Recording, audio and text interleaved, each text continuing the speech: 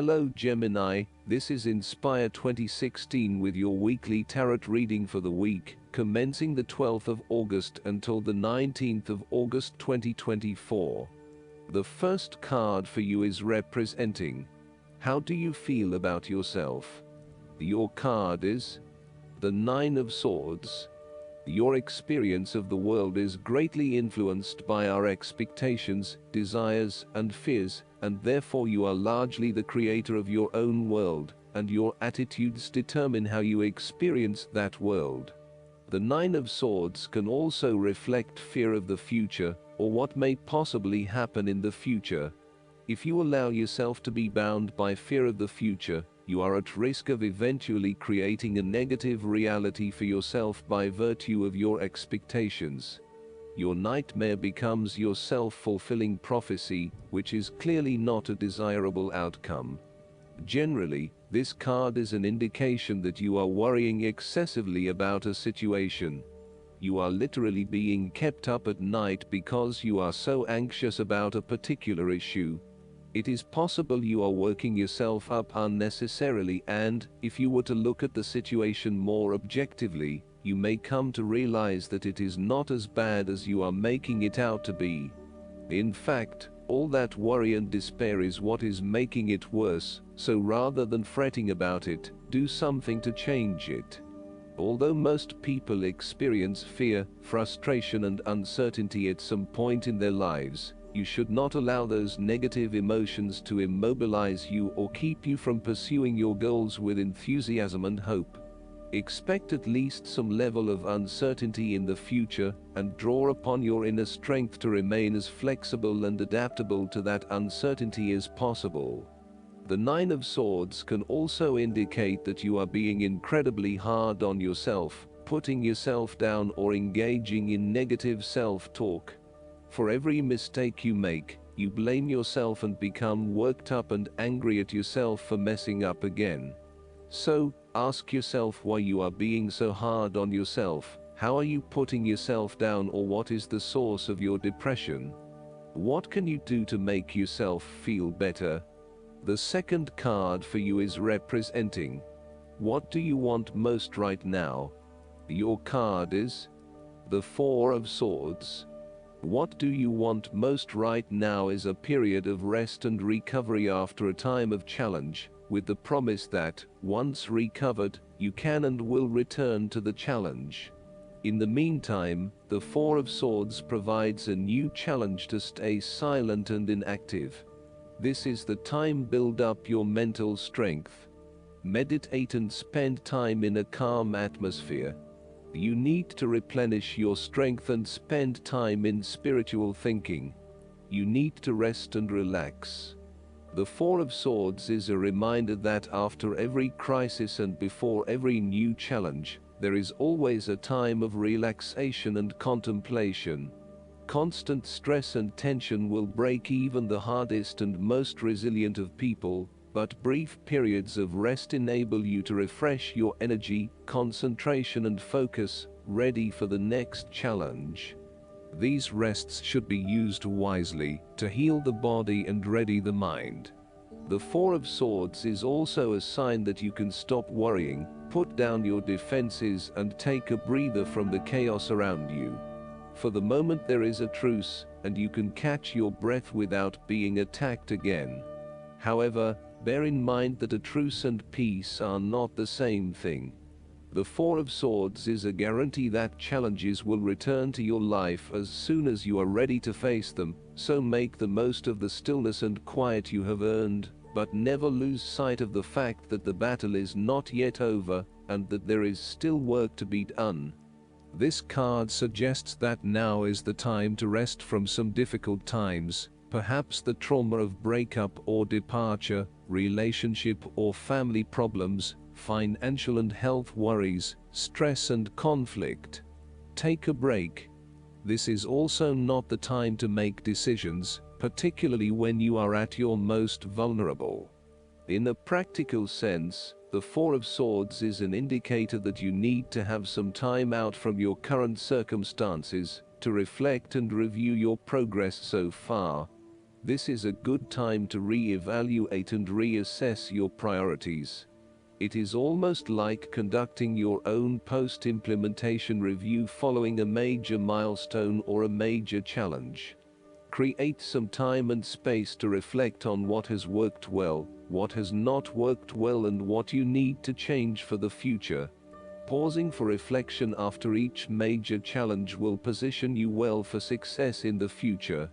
The third card for you is representing your fears. Your card is the Two of Wands. You may be afraid to step out into unknown territories, despite the huge growth potential, instead preferring to stay with what is familiar to you. The trouble is your growth is currently being stunted in your present environment, and your world has become too small for you. It is time to bring your attention back to your original goal, and understand the beneficial impact of taking a risk and stepping out into the bigger world around you. You need to start organizing your long-term goals and prioritizing what is important to you and what you really want to achieve. At the moment, it may seem that you want so many things, but you have not thought these through enough to make them a reality.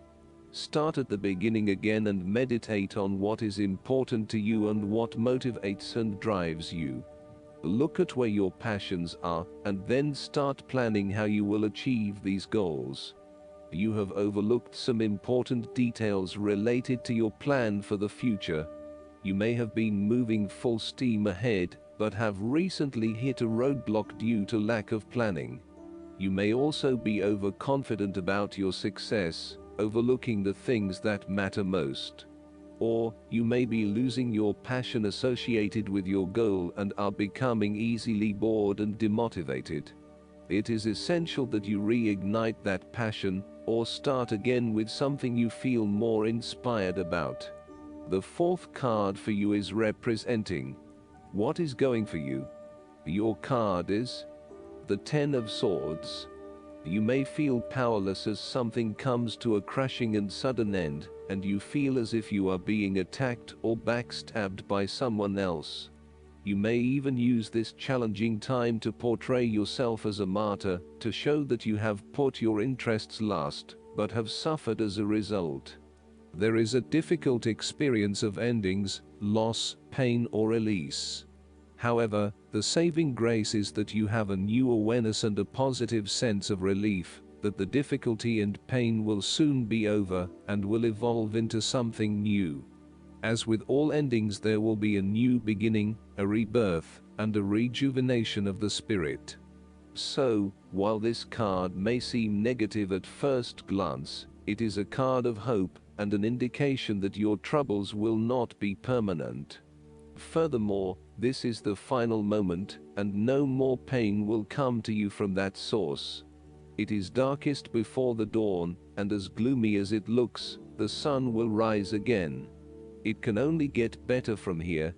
The Ten of Swords is about letting go and accepting your current circumstances. You no longer resist change but allow it to happen, even if it causes some initial pain and hurt to you. You accept that there must be change in order to facilitate renewal, and you allow it to occur rather than fighting it. After a painful situation, it is a signal to pick yourself up off the ground, and to reflect upon what happened to you and why, and what you can learn from the experience. The Ten of Swords is a sign that the pain and hurt you have endured has not gone without purpose.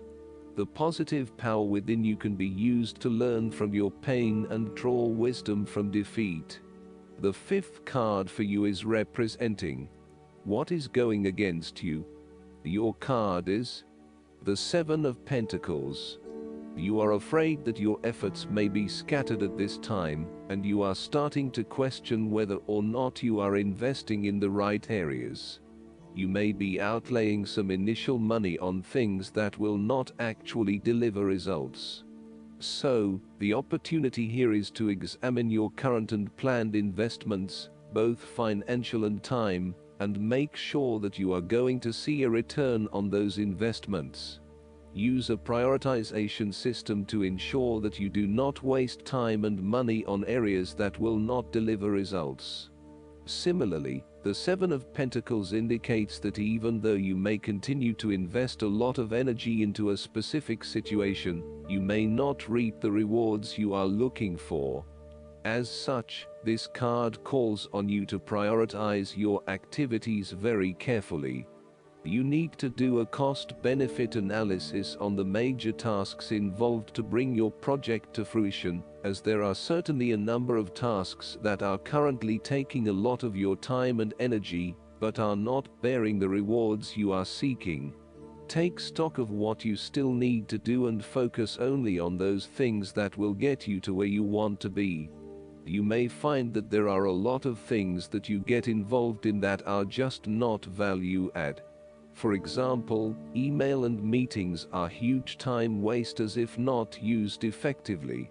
Try to get down to the 20% of tasks that deliver 80% of the value, and focus on these, rather than investing your time in tasks that do not deliver any results. As a key strength, the Seven of Pentacles can indicate that you know when to stop investing in something when you are seeing little return. Some people are inclined to keep persevering at something, even if it is not working out, just because they have already invested a lot of time, energy, or money into it. However, you are very good at identifying when a situation is no longer delivering you any value, and knowing when to pack it in and try something else. In a relationship reading, the Seven of Pentacles indicates that you have been working very hard on laying the foundations for your relationship, but now, for some reason, you are concerned that you are going to lose all of that. You may also be feeling frustrated that the relationship is not progressing or growing as quickly as you had hoped, particularly given that you have put in so much time and energy. Sometimes you can pour your heart and soul into something, but it does not always mean that there will be results. You may come to the realization that it just is not worth your time, and no matter how much you try, the relationship is going to continue to hit roadblocks. The last card for you is representing the likely outcome that you may have. Your card is the Queen of Wands. You have to be bold and courageous in your undertakings and actions. Your creative energies are high and you have a good sense of your life direction. You are highly optimistic, confident, and full of ideas that you are ready to implement and share with others. You have an ability to express your passions with great authenticity and courage. The Queen of Wands is a natural extrovert and enjoys being the center of attention. She creates a powerful first impression and is a likable individual who makes friends easily by being sweet, warm, and charming. She wants to be known, to be someone. She has bountiful social and professional networks, and she draws people to her with her charisma and positive energy. She radiates health and vitality, and has an inner vibrancy that fills her with ongoing energy and inspiration. This queen is a natural-born intelligent leader who actively inspires others. She can be quite the mover and shaker, influencing others through her vision, courage, and determination. She instills confidence within you and gives you the power and self-assurance that you can achieve anything that you set your mind to. The negative side to the Queen of Wands is that she can sometimes be stubborn, particularly if she pursues an ambition or goal for too long, and burns herself out in the process. Even the Queen of Wands is not invincible, even if she thinks she is. At times, she may also be deceptive, overbearing, irritable, righteous, and even tyrannical, particularly if you get on her bad side. She also has a fiery, passionate personality with a quick temper. She may be known to get all worked up, yell and scream, and then give you a hug, all within the space of an hour. Last but not least, the guidance card for you is the Orphaned. We were all meant to have connections with other people within our families, society, and the larger culture. No man is an island, and it's important to recognize when being a part of, rather than separate from, is essential to your well-being. The issue at hand is the need to find where you fit. Be true to your core truths and values.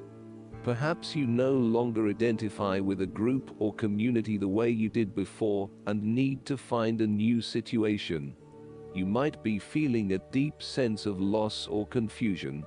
Address the need for belonging and know that you will find your place with others of like mind and spirit.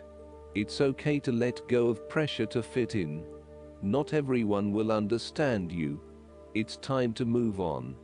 There is a sense of loss, an identity crisis, recognizing that you don't fit in, the need to belong, uncertainty about your place. I hope that you enjoy everything, and if you like the reading, just please click subscribe and you will get instant notifications every time we publish a new video right to your YouTube. Thanks.